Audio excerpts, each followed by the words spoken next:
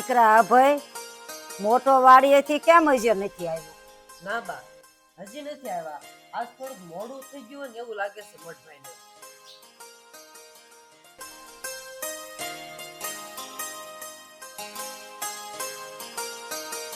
એ આ ઘડીક રેવા દે, હમણાં એમ મોટભાઈ આવશે ને પછી બધા હારે પીશું.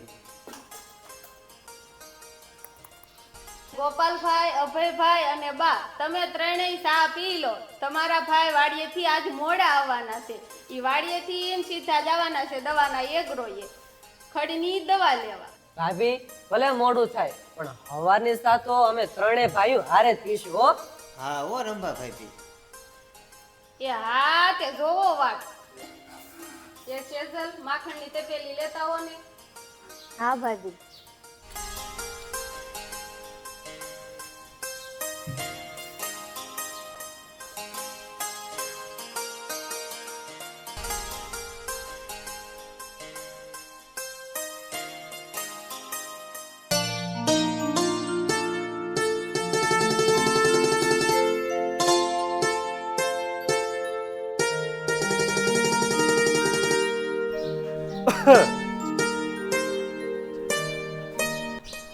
એ આ મોટભાઈ આવ્યા.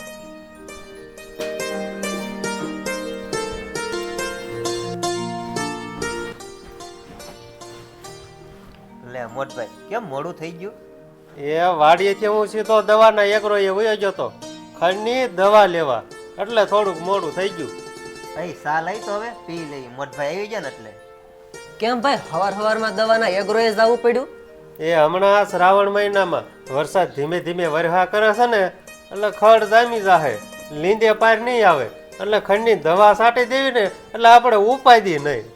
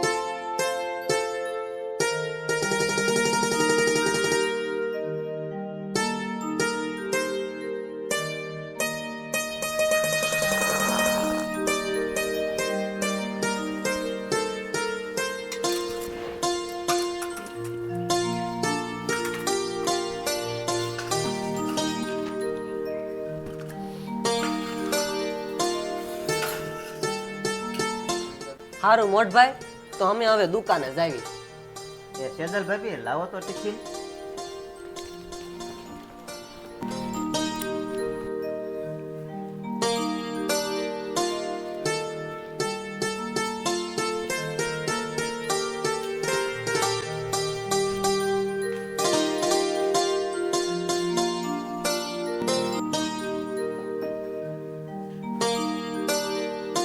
તમારે ઉજાગરો હશે, તમે ખડી ખોઈ જાઓ અને ઢોરને નીંદ પોળો તો આ સેજલ ને રાધા કરી વાળશે. હા, પણ મારી બેન હિરલ ક્યાં ગઈ? એ હિરલ બેન એના બેનપણીના ઘરે ગયા છે. સારું જોતો. એ હિરલબેન હારે જશે ને તો આપણને કોઈને નહીં ગમે. સાચી વાત છે હો રાધા. હિરલ બેન આપણી હારોહાર બધાય ઘરના કામ કરાવે આપણને. એ રંભાવો, તણે વાતુના વડા કરોમાં કામે વળગો.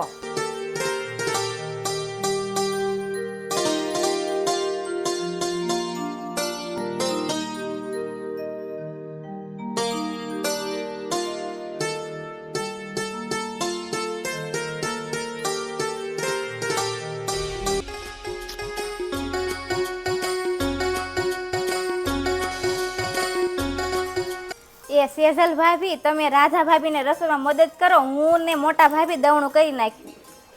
એ હારું લ્યો મારા લાડકા નણંદ, હું જાઉં ને તમે બેહો.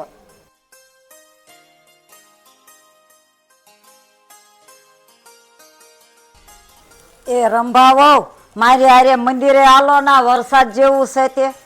એ હા બા હાલો હાલો.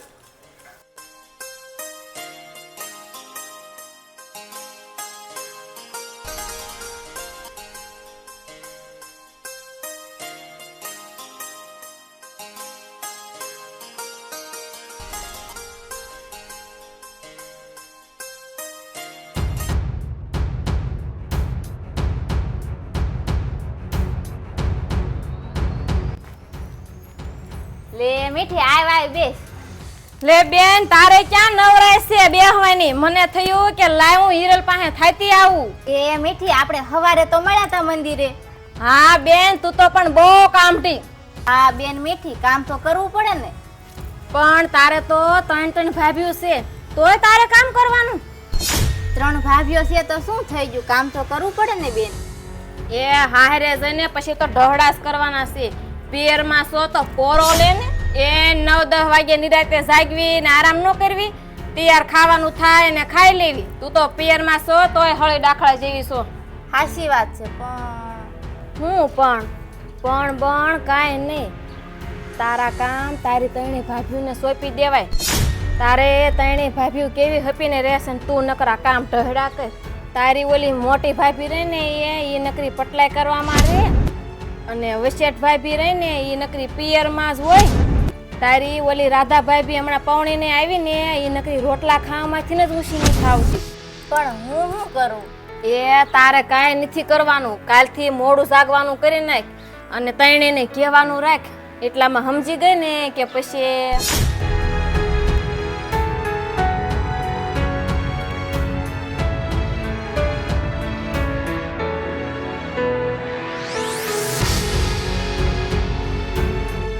એ બેન આ તો મને તારું પેટમાં બળે ને એટલે કહું છું, નકર મને આવી પારકી પંચાયત મને ન ગમે. હાલ બેન હું જાઉં છું.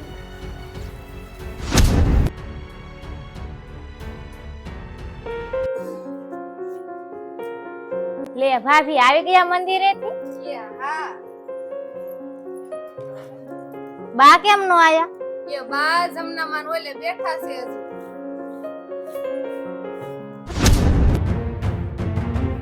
એ હિરલબેન તમે શું વિચારો છો? ભાભી તમે કોઈને ન કહો ને તો કહું. નહીં કહું, બસ જો તો ખરા.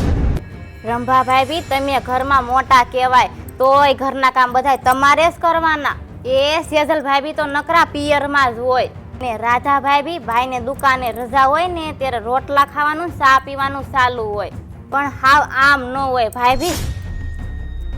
હાચી વાત છે હિરલબેન, મારા મોઢે હારી હારી વાતો કરીને મને બધું ઘરનું કામ કરાવી લે. પણ નકરા કામનો સવાલ નથી, કામ પણ કરાવે અને પાછું કેતું હોતન જાય. મોટી છે તો ભલે માકડી થઈને ફરે, આવું તો કેટલું બધું કીધું છે, પણ મારે તો તમને આવું નો જ કહેવાય ને.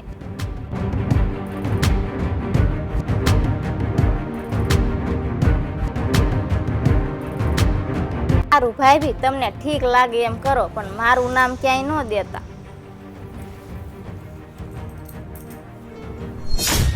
આ બેને હું મારી બીજી બહેનોની જેમ રાખું છું, તોય મારી વાણીથી આવી વાતો કરતી હોય છે. હવે મોકો મળે ને એટલે કઈ જ દેવું છે.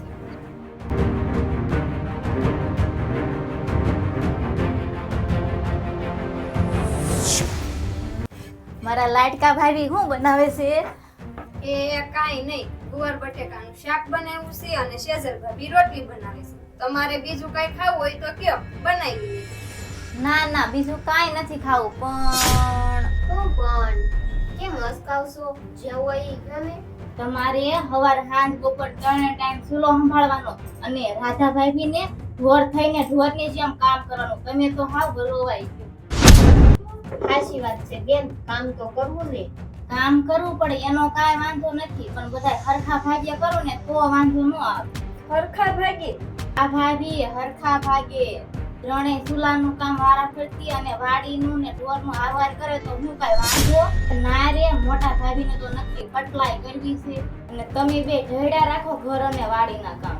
હિરલબેન તમારી વાત તો હાવ હાચી છે, પણ આવું બધું કેમ કેવું? અરે કેમ કેવું, હું મોકો મળે એટલે કહી દેવાનું. સારું ભાભી હું બાને જમનામાના ઘરેથી બોલાવી આવું.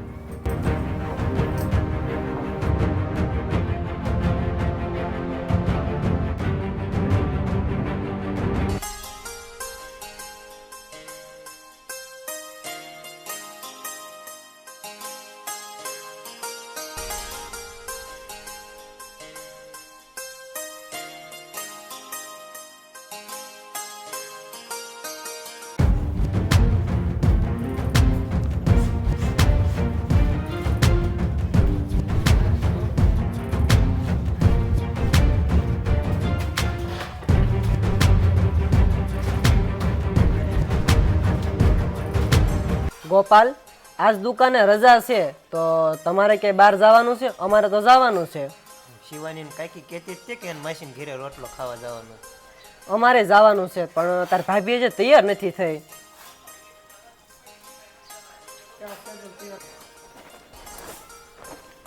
એ જાહલના પપ્પા, હાલો હું તૈયાર થઈ ગઈ છું. એ બા, અમે નોંઘણવદર જાવી છીએ મારા બાની ખબર કાઢવા. એ શિવાનીના કાકા, હુંય તૈયાર છું. હાલો આપણે અભયભાઈ હારે વયા જઈએ.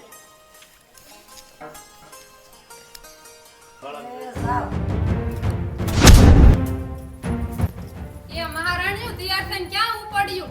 એ હું જાઉં છું મારા પિયર મારા બાની ખબર કાઢવા. એ અમે મારા માસીના ઘરે રોટલો ખાવા જાવી છીએ. હા, તમારે જાવ. હું તો સવસ્તે વધીની તમારી નોકરાણી. એ નોકરાણી તમને કોણ કહેશે હે?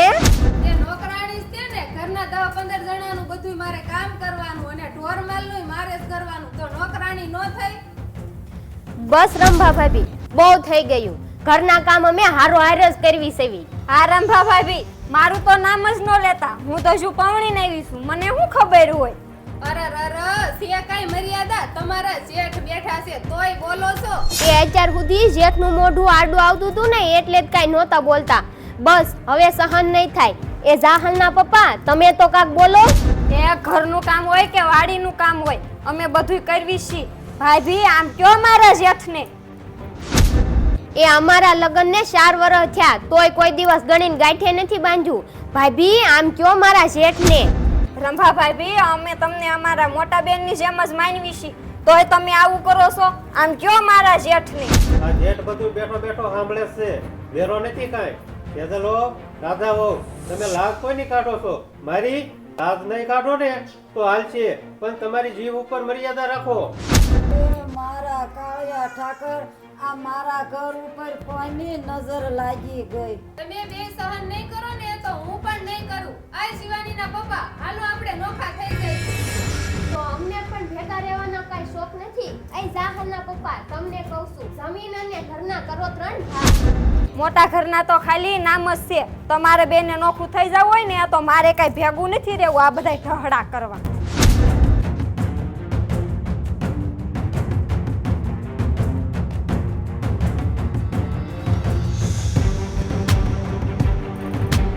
તો અમારે ભેગું નથી રહેવું. કરો આ ઘરના 3 ભાગ.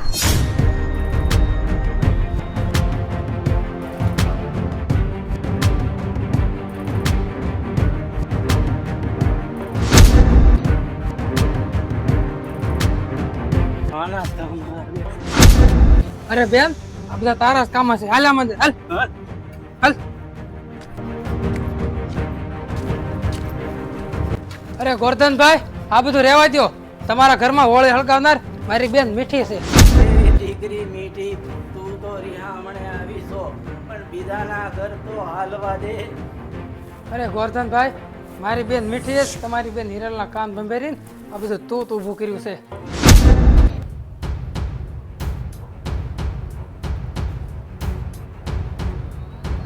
હિરલ, હિરલ, આય તો.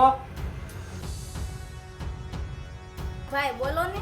આ મીઠીનો ભાઈ કે હાસુ છે?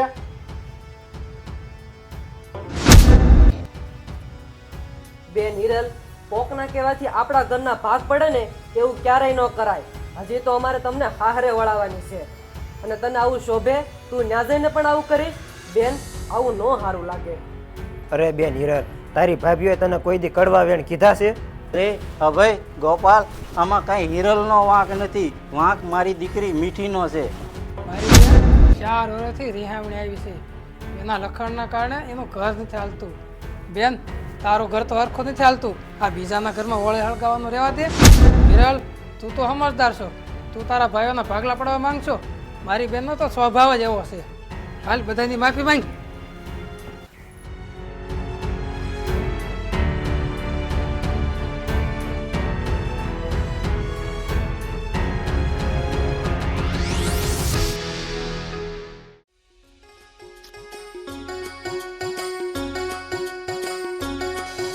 હે મારા કાળિયા ઠાકર, મારા પરિવાર ઉપર આવીને આવી કાયમ અમી દ્રષ્ટિ વર્ષાવા કરજે.